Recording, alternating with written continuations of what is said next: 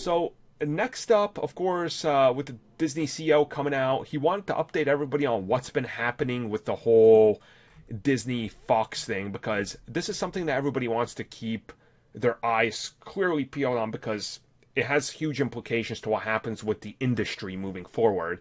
And essentially, Comcast now wants to try to one up the stock bid by offering a cash out purchase, which, if you don't understand what this is, this would be huge. Like, let's say, for example, if Disney was to, Fox is acquired for stock options, so it's valued at $53 billion worth of stocks. The next day, Disney could go sinking and their stocks devalue by half, hypothetically, and that buyout was worth far less. Comcast wants to just come in and go, hey, we're going to toss down $60 billion guaranteed, and it's cash, so it can't devalue. So it's a lot of things that Comcast wants to try to do to try to stop this, and it's probably not going to work. Like, No. but it's always this thing in the back of the mind that it's like, if there is enough of a majority vote with these dudes that are in there, it could slow things down to a crawl or delay things by a major margin, which is like, oh no. And then the latest development has been that Disney might even be willing to give up Sky Network if it has to acquire everything in Fox. So I think that's one of the primary reasons for this, is that they don't want Disney to control most of the TV networks and service providers such as streaming. Because, I mean, the moment Disney acquires Sky, they're going to own such a huge market share of what Comcast is putting into people's homes. It's going to be problematic for Comcast because it's all going to go to their digital streaming services then. So it's like they're trying to buy themselves out of going extinct, essentially, like. Yeah. But like all this Comcast stuff to me just screams like someone at Fox is trying to up Disney's bid. Yep. Like it's all just like, oh, it's hypothetical. Like we don't really want it now because you've already started the deal. Like, but we're gonna try and squeeze Disney for that little bit more, so get Comcast to come in and up it. But yeah, because why else? Why else would you keep carrying on? It's like the Murdochs have come out and said, no, it's better we go for Disney. Like they're the better option. We only want to deal with Disney. Oh, but we'll now take your 60 billion. Like it doesn't make sense to me.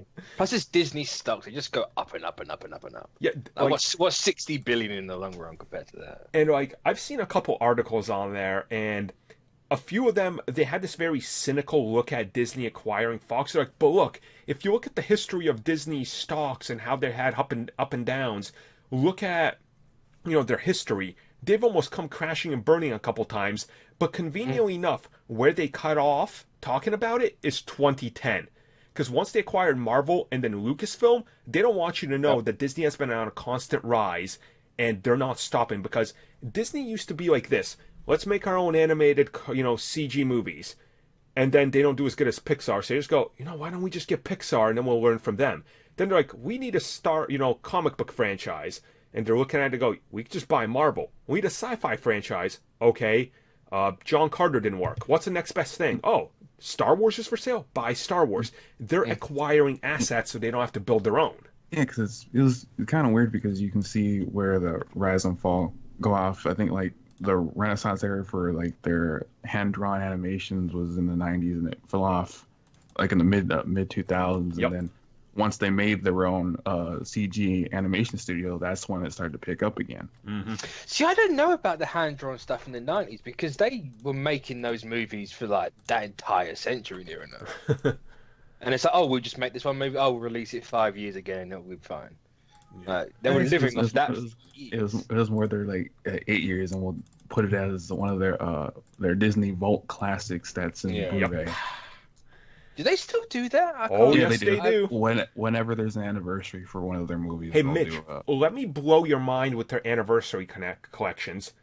They are doing an anniversary release of Peter Pan, digital release on iTunes, and it's one of the top pre-order things. A digital anniversary release. Something that should be available all time because it's digital. No. It's anniversary. Like, that blows my mind, Like, it's like, it always blew my mind as a kid. It's like, oh, I just saw this last week. It's like, oh yeah, they stopped it. It's like, oh yeah. Oh. But like my mum used to work for Disney in like the 80s, I think. And she was like, "Oh yeah, I worked on this anniversary. I worked on that movie." She's like, "Oh, cool." That's cool.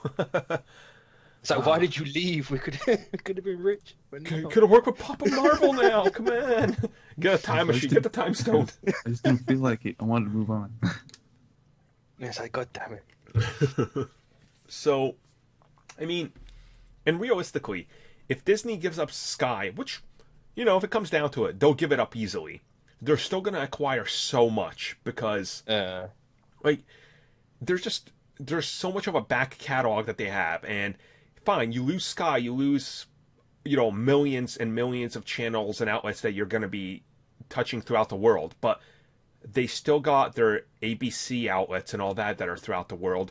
And not only that, the future of TV, I'm sorry to whoever doesn't believe this, but it is streaming. Like, cord cutting is happening at a frantic rate. And well, actually, I think that's definitely, in America, that is 100% the case. Yeah. I don't know if it's the case over here in Europe.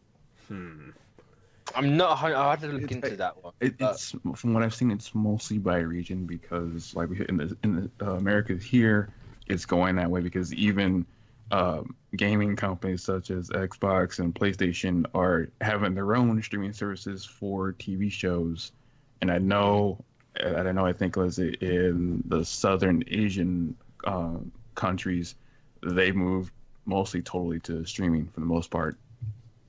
yeah. It's just a weird one because, like, we don't have as many like cable or network providers as you guys. Like, we've only got, I think, 2, maybe 3 at a push.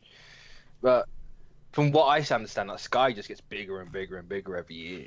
Yeah, it's for the States. It varies because over here where I'm at, I have about like 4 or 5, but the 2 major ones, which is Frontier and I think it was Spectrum, they have the majority over here in the West Coast. But I think over there, I know that Armin, you can fill in with the East Coast on where the major service providers are and what kind of stranglehold they have. So here's how it goes. In my area, you can get Comcast in 99% of the state, and that's it. In the New England area, it's pretty much Comcast or Dish, and that's really it. And they're literally like grabbing you by the sack and not letting go. It's ridiculous. And a lot of people I talk to, they're just like, look, they're charging me because they can, because there's no competition. Like, Comcast in my area, because you can only get Comcast, is like, if you want, the channel so you can at least watch some TV shows and internet, it's bundled for like $220, and that's not even to get everything. It is killing us. Like, Sky over here for the longest time, like, I think we've been with them for like 20 odd years. The longest time you could only get Sky here. Like, Virgin Media wasn't available near me. Like, it was a city over, but like here it wasn't. It's only just recently come to here. But like, it's never been like, maybe like if you have everything like the internet, like fiber optic, all the channels, the whole full package, you might be looking at maybe a bit less than that. But like, for the most part, it's not horrific. But like, Sky's doing their own content now, so they're kind of like they're the TV stuff, but they're moving more like the Netflix, like Sky original models. Yeah, now after hearing you guys, I'm glad that I have competition in my area. Yeah, because what for the package that I have currently right now, I think it's like $110 for That's not too bad, actually. yeah, for I think it was 150 up and 50 down. Oh, and like 200 plus channels. Yeah. See, that's like the thing, and like, and as crazy as it is, like, I don't know if anybody's seen, but YouTube is moving into like, you can get TV channels through YouTube now, and there's YouTube Red and stuff. There's a lot of people that have, YouTube accounts. Like, just see how many people are watching videos and stuff, and if YouTube can position themselves right, I think they're going to be in a good position to launch a, TV service that's comparable to like Sling TV or something like that, which for $20 with Sling TV, I can get like 60 channels. So, and they offer some pretty good stuff. Isn't that kind of ironic though? Like, the TV stuff is trying to become the streaming stuff, but the streaming stuff is moving to the TV stuff. Right? What one do you want? Like, which way are we going? Or are we just going to end up with some weird, disgusting hybrid of both? You know, Probably. that's the weird thing where I think when you look at the future of this whole Disney trying to acquire everything, they know even if they lose these channels, give it another decade and maybe a little bit more, the Disney streaming service is going to have so much, it's pretty much going to be its own, like, 10 channels running 24/7 showing you different stuff. It's going to be like its own TV service. So they're pretty much in a position to give up whatever they want, acquire what they want, and be set for the future, which I think that's what they're really looking at. And for anyone who's worried about the Marvel properties, they're non-transferable, so they'll go back to Disney. Whether but it's gonna take so much longer. So, that's the problem. Here's the argument, and something I've talked to someone that deals with things like this. He has a degree, and he's really he deals with finances and some of these transfer things that can happen. And essentially what he told me is, imagine if, let's say, Universal does for some reason acquire like Fox, and they get the X-Men and Fantastic Four and everything. Yes, the rights do transfer back, but Comcast can contest that due to the fact that they're buying the entire company, which even if they know they're going to lose, they can keep contesting it and it will draw out the process, which is guaranteed what they would do. Or they're going to try to be like, well, instead of contesting it and this sits for 6 years, if you guys want the X-Men there, let us just lease them out to you like the Hulk or something, which could happen, but realistically, it's not going to happen. This Fox and Disney deal is going to go through. It is. Just, it's a matter of waiting. You know, it's like, there's no question about it. Also, can we not drop Sky, Disney? Like, I don't want Comcast owning Sky. Like, Sky's just getting into a really good spot at the minute. Let's not let that get fucked up. Yeah. Like, oh man. I mainly just want free Disney streaming service because they'll no doubt give it out to Sky customers. So please, come on. Like, like, do me a favor. Like, just buy Sky. Exactly.